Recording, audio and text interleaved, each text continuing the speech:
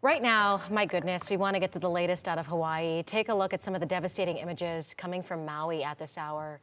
Sadly, 36 people have died in those fires, and they continue to rage on at this hour. These images just horrific. Right now, crews are working to put out the flames as residents and travelers look to escape what was once paradise.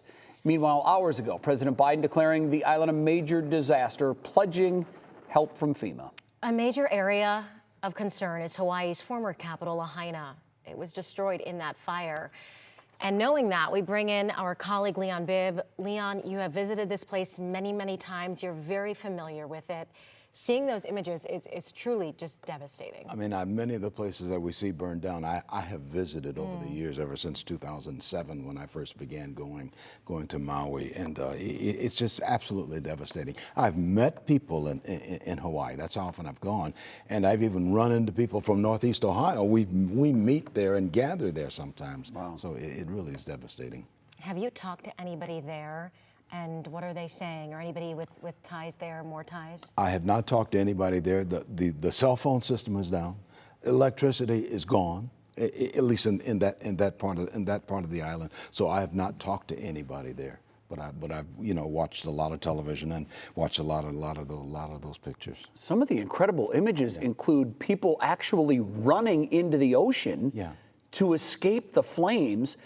This is being fueled by a hurricane that's hundreds of miles away, but the winds are so strong, fighters are almost helpless to stop it. Right, Jay. The winds are coming out of the northeast, and they hit the mountain, and then they go over the mountain, and then they come down, and they fuel the dry part of Maui. It normally is lush and green, but in recent years it's been very dry, and all it took was a spark, and we saw where people were jumping into the Pacific Ocean to be rescued by the Coast Guard.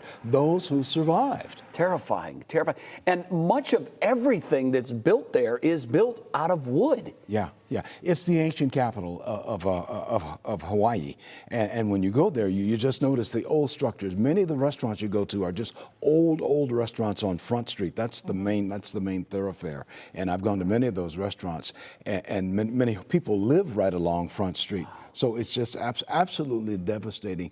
It was a tinderbox, and I guess those high winds from Hurricane Dora and the dry conditions just turned it into an apocalyptic kind of a situation. You know, speaking of Front Street, I've been there to the Lahaina Grill, and on Instagram today I saw a post and they said, please reach out to us, something, don't quote me, but something along the lines of, whoever works here, please reach out to us. We have not been able to contact some of you. Wow. So text us. And seeing that and knowing Lahaina Grill again, this beautiful historic little restaurant on Front Street, it hits you hard. You're thinking they can't even get in touch with their colleagues. It's that bad in Hawaii right now. It's that bad. I mean, it's that bad. And we always call it paradise. I mean, when you get on the airplane, when you land, they always say, welcome to paradise.